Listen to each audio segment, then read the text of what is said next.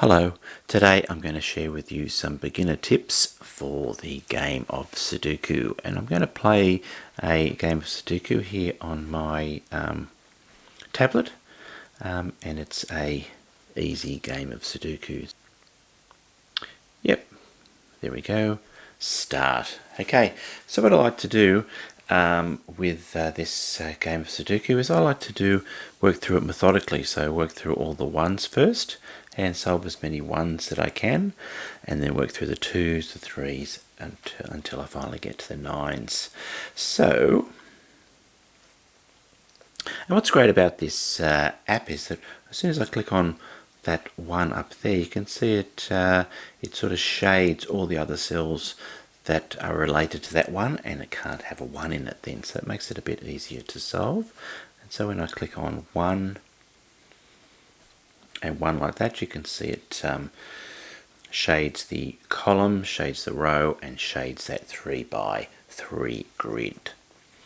So the first one for this 1 then, you can see there that 1 can't be in that column, 1 can't be in that column, and there 1 can't be in that row, and it can't be in that row there. So the only missing cell then that can be 1 in that 3 by 3 grid is got to be that cell 1 there, and I'll put a 1 in that.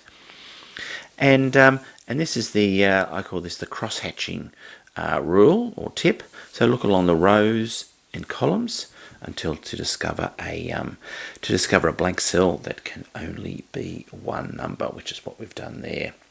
And the same here in this cell here in this one. You can see 1 can't be there, 1 can't be there, 1 can't be there, and 1 can't be there. So the only cell in that 3 by 3 grid that can have a 1 is got to be that cell there. And to double check on it then, you can look up that column. There's no 1 across there's no 1, and there's no other 1 in that 3 by 3 grids. So I can put a 1 there, and I've actually solved all the 1s now, and the 1 disappears from the bottom there. So next one I'll do is 2, and 2 is not quite as easy because I've only got 2 2s already on this Sudoku grid, so it doesn't really help me. So I'll move on to the 3s.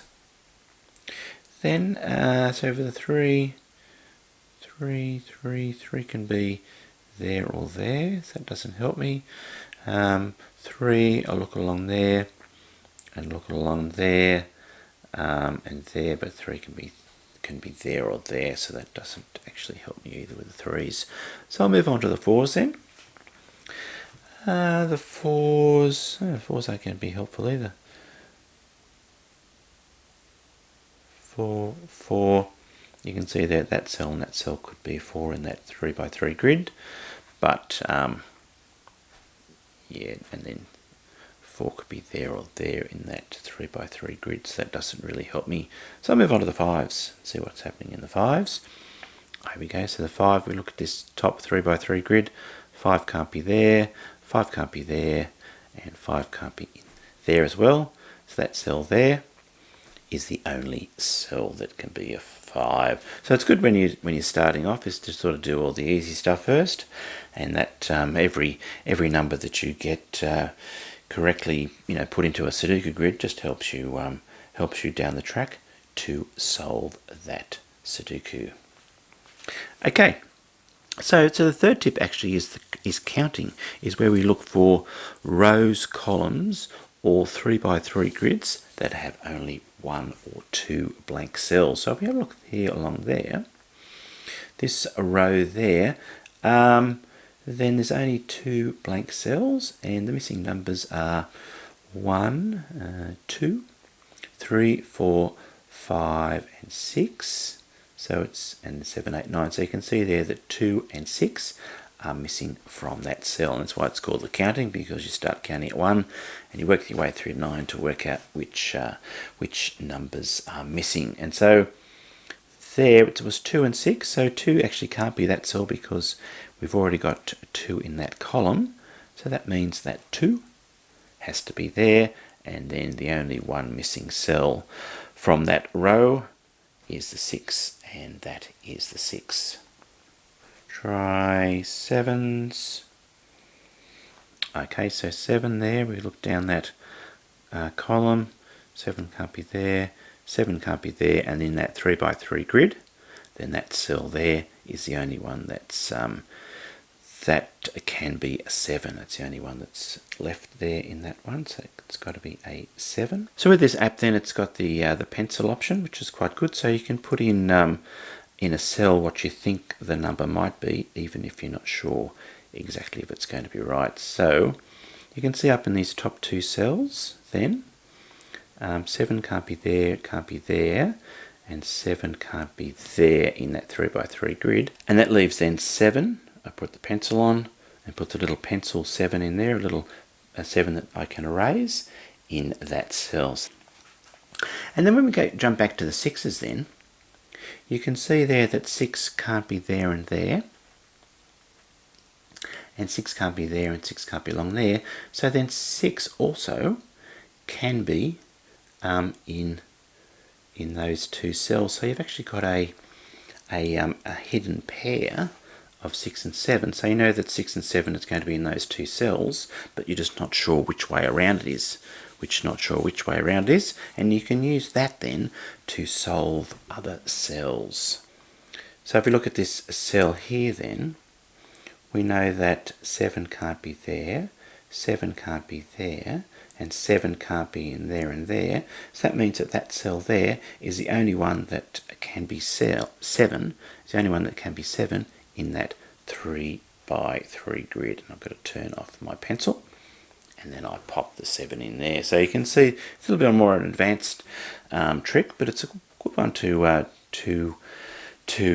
watch out for. Is that where you've got those 2 numbers, you're not sure what those 2 numbers will be, but that'll help you solve other cells on the grid.